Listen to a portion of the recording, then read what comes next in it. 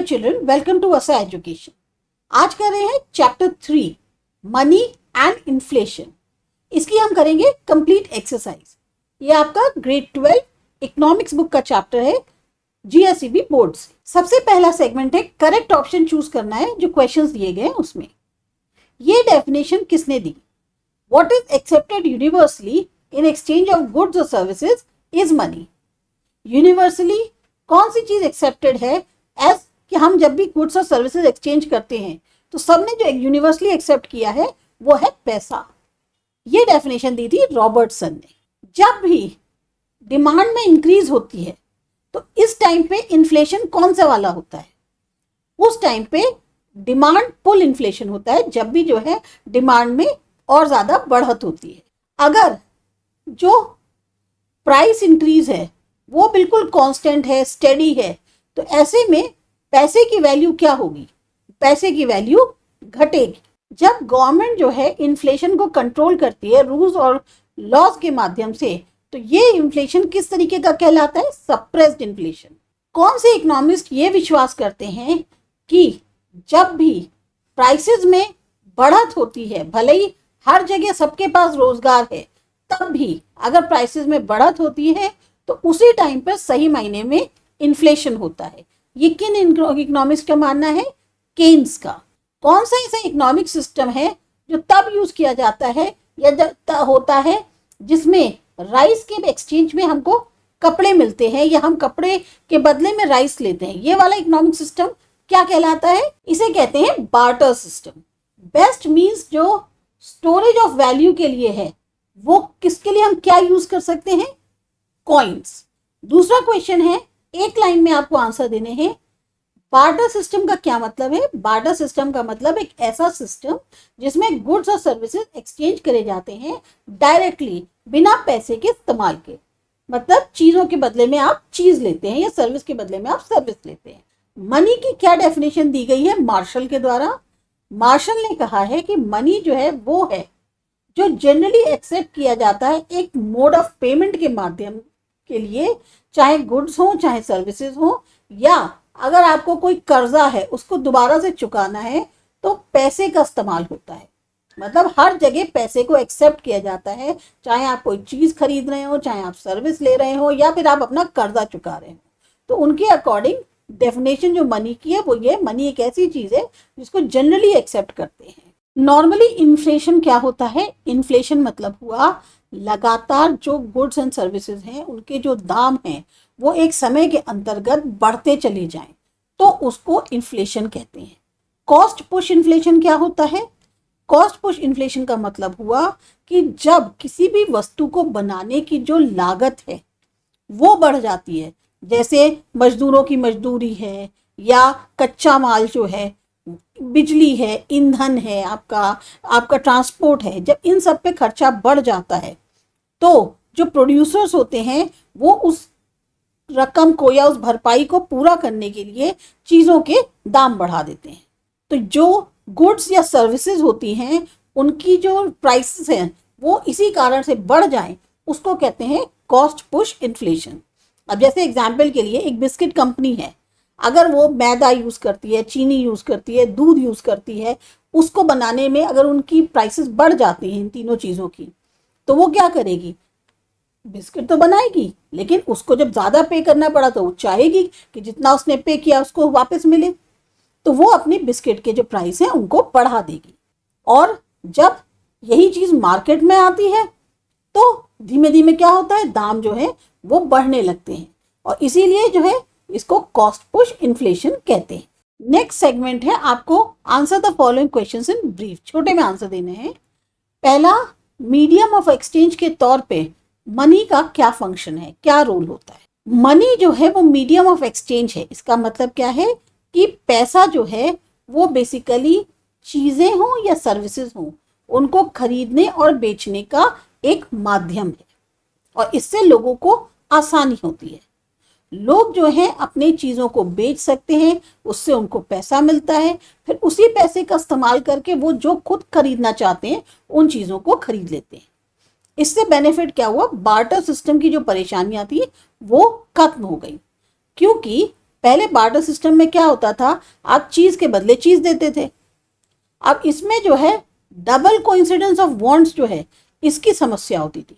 मतलब अब दोनों व्यक्तियों को एक दूसरे की वस्तु जो है उसकी नीड होना जरूरी है। मतलब तुम्हें अगर राइस चाहिए तो मेरे को वीट चाहिए, तो मतलब यह है कि अगर तुम्हारे पास राइस है और मेरे पास वीट है, हम दोनों को एक दूसरे की जरूरत है, तभी हम एक्सचेंज कर सकते हैं। अब जैसे एक एग्जाम्पल और देख लो कि एक किसान जो है वो गेहूं बेचता है और उसे गेहूं के बदले कपड़े लेने की आवश्यकता नहीं होती। वो गेहूं बेचकर अगर पैसा प्राप्त करता है तो उसे पैसों से वो कपड़ा भी ले सकता है, दवा भी ले सकता है, मोबाइल भी ले सकता है, अपनी कोई भी जरूरत की चीज खरीद सकता है। तो इससे क्या हुआ, जो ट्रेडिंग थी ना वो और ज्यादा आसान हो गई, फास्ट हो गई और बहुत ही कन्वीनियंट या सुविधाजनक हो। नेक्स्ट क्वेश्चन है, जो मनी है उसका क्या फंक्शन है as a store of value. Money जो है एक स्टोर ऑफ वैल्यू के तौर पे भी सर्व करता है, क्योंकि इसको सेव किया जा सकता है और फिर भविष्य में इस्तेमाल किया जा सकता है। लोग जो है अपनी सेविंग्स को कैश की फॉर्म में जो है बैंक में डिपॉजिट कर सकते हैं, फिर जब उनको जरूरत पड़े उसको यूज कर सकते हैं। चीजों के जैसे नहीं कि पहले क्या था, मनी जो है ना तो खराब होता है, ना अपनी उसकी जो एक यूजफुलनेस है वो खत्म होती है जल्दी। तो एक बहुत ही रिलायबल तरीका है अपनी जो वेल्थ है उसको सेव करने का। थर्ड क्वेश्चन है, इन्फ्लेशन के कारण क्या है। अब कारण जो इन्फ्लेशन के हैं, सबसे पहले जो महंगाई क्यों बढ़ती है। गुड्स और सर्विसेज की डिमांड जो है अगर वो ज़्यादा बढ़ जाती है तो महंगाई बढ़ती है। कॉस्ट ऑफ प्रोडक्शन में इंक्रीज हो, जैसे ज़्यादा वेतन में हो रहे हैं मजदूरों के, रॉ मटेरियल के प्राइसेस बढ़ गए हैं, एक्सेस में सप्लाई हो मनी की इकोनॉमी के अंदर, गुड्स एंड सर्विसेज की शॉर्टेज हो जाए लो प्रोडक्शन या नेचुरल डिजास्टर्स के कारण, गवर्नमेंट पॉलिसीज जैसे एक्सेसिव पब्लिक स्पेंडिंग हो रही है, हाई टैक्सेस लगाए जा रहे हैं, ये सब जो है योगदान देते हैं जो भी हमारे गुड्स और सर्विसेज है उनके दाम बढ़ने में। अब है टू द पॉइंट आंसर देना है। मनी को एक्सप्लेन करिए, उसके फंक्शंस बताइए। मनी क्या है? मनी एक ऐसी चीज है जो जनरली एक्सेप्ट की जाती है मीन्स ऑफ पेमेंट के तौर पे गुड्स एंड सर्विसेज के लिए, या हमें अपने जो कर्जा है उसको चुकाने के लिए भी हम मनी का इस्तेमाल करते हैं। फंक्शन क्या है मनी के? पहला मीडियम ऑफ एक्सचेंज है, इससे हम गुड्स एंड सर्विसेज को बेच भी सकते हैं और खरीद भी सकते हैं। मेजर ऑफ वैल्यू है, जो वैल्यू या प्राइस है अलग अलग गुड्स एंड सर्विसेज की, उनको जो है मेजर करने में मदद करता है। स्टोर ऑफ वैल्यू है, बचाया जा सकता है, भविष्य के लिए इस्तेमाल कर सकते हैं उसे। और स्टैंडर्ड है डिफर्ड पेमेंट का, इससे बोरो करना, रीपेमेंट करना लोन का वो बहुत आसान हो जाता है। सेकंड क्वेश्चन है, शॉर्ट नोट लिखिए ओरिजिन और इवोल्यूशन पर मनी के। पहले जमाने में लोग जो है गुड्स को एक्सचेंज करते थे बार्टर सिस्टम की मदद से, पर इसमें बहुत सारी समस्याएं होती थी।